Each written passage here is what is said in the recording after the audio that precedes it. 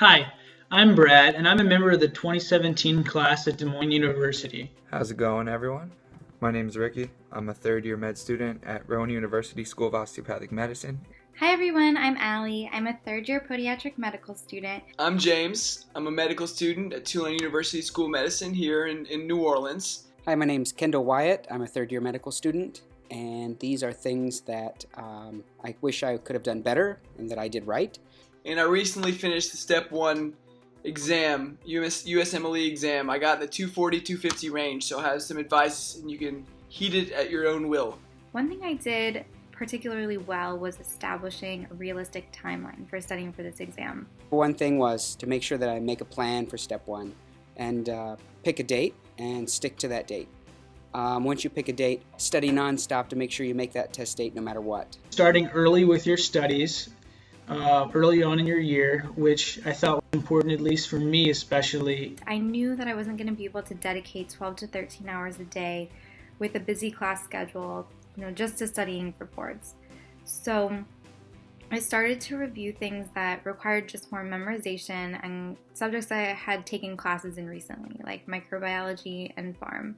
Because throughout this process, you're really just going to need to drill those subjects. So it's good to start looking at those because it will maximize your time to review the memorization subjects. Just when you think you're studying too much, you need to study more. You should probably establish a very strict study schedule. And while that's pretty intimidating when you start out really early in the morning and you see that you have a very long list of things to accomplish in that day, the good thing about it is it sort of gives you a kickstart and helps you accomplish a lot in the very beginning, because ideally you'd like to start tapering off your studying in the week leading up to the exam. Decide how you like to learn and stick with that through the rest of your studying. So kind of create a pattern. Assess yourself with MBMEs and believe them, because you need to take those MBMEs and focus on your weaknesses. I also think it's a really good idea to attack your weaknesses and play at your strengths. You're not going to be a magician. You're not going to jump 20 points or 20%.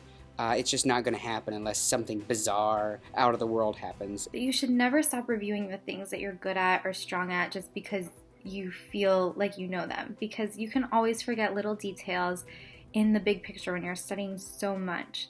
So try and review those, because it's not going to take you a lot of time, but it's going to ensure that you get those questions right on test day. And you need to make sure that you really get those questions right, because you don't want to miss things that you should have gotten right. Don't try to learn everything in 5 books, because every book, unfortunately, may not have the most up-to-date information, or one may have a little bit different wording. And when you get to test day, you're going to be trying to recall that information and second-guessing yourself. And one thing is to exercise as much as you can while you're studying for this test, because it's really easy to start to feel like a machine when you're studying 12 to 13 hours a day, buried in the library in a little study cave. You need to do something that's going to make you feel human, that you don't feel guilty about for taking time out of your day to do. Try to sleep at least 6 to 7 hours a night, or whatever you need to function, because it doesn't matter if you study 18 hours a day somehow if your brain is off for 5 of those hours because you're tired. So some things I would do better. The biggest thing would be to focus on one resource and master it before I went on to another one. By using these resources, it really helps to point out the more high-yield subjects that are likely to show up in your board exam, but also in your classes. So it's sort of a win-win situation. I just recently finished taking the NCLEX Level 1 and I was able to score 578 on it. One of the best pieces of advice I could give you, and definitely probably one of the most important pieces of advice, is to get Picmonic early and start using it regularly. One thing I could say that I wish I had done differently, or would change if I could go back in time, was that I would start using Picmonic and first aid at the very beginning. If you're watching this video, get it as soon as possible. Start it your first week of first year. Make your playlists, and you'll be in great shape.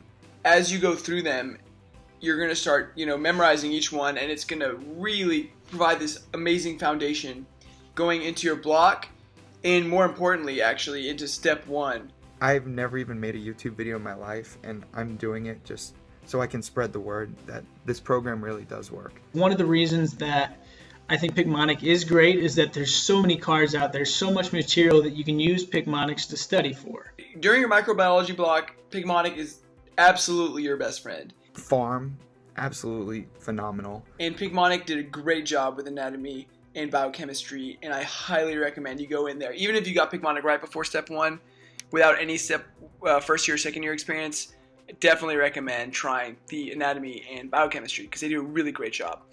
I studied using Picmonic during pharmacology, and I would create a playlist for, say, a GI test that had roughly, 10 to 20 cards, depending on how much material was covered on that test. And I would use those cards and study those cards each night. And the next night I would study a new set of cards, but also go back and review the ones from the night before. So if you start studying early enough, that gives you plenty of time to study and review cards up into that section test for your classes. I really started doing Picmonic the summer between my first and second year. I mainly focused on just knowing the gram positives and negatives. And this is coming from somebody who basically forgot all of micro after first year. I didn't know how I was going to tackle that subject. As you get closer to the summer of, say, your second year, when you prepare to start taking the ComLex Level 1, the USMLE Step 1, what you can do is go back to those original playlists that you created, and you'll kind of already be familiar with the order and the material that was in those. If you need to, you can go back and add a couple more cards, but you'll already kind of have that sense of familiarity that you'll kind of have that flow and that rhythm, and it'll be a lot easier to go back and review those cards, or at least that was in my experience. If you know you're not in the mood to study, just stare at some pictures. If you have several friends with Picmonic, don't be afraid to try to study Picmonic cards with those friends. I found that very helpful. And what I would do is I would create a playlist, and we would each have the similar playlists, or at least cards on playlists that were the same. And once one of us would get comfortable with the card, we would go ahead and kind of quiz the other one. So I would see a buzzword, and immediately the picture would pop up in my head. I didn't even know how I was recalling this. It felt like I was cheating on the exam, which of course I wasn't. If you see, I don't know, one particular character like the Fever Beaver in your head, that's already a huge advantage right there. You do need to be dedicated. You need to be compassionate. You need to have discipline. And this test is going to make you stronger academically, but it's also going to make you stronger as a human being and a practitioner. So try and keep that in mind and just keep pushing yourself against all odds while you're studying. Micro, I did not think I would be able to survive, but Picmonic single-handedly saved me. Quite a bit. Picmonic is really a great resource, and I highly recommend it to all my friends. But good luck with your studies, and hang in there. Try to have a little fun along the way, but you'll get through this. Best of luck to you. Good luck. Good luck with step 1. I'm sure you'll kill it. Take care. Bye.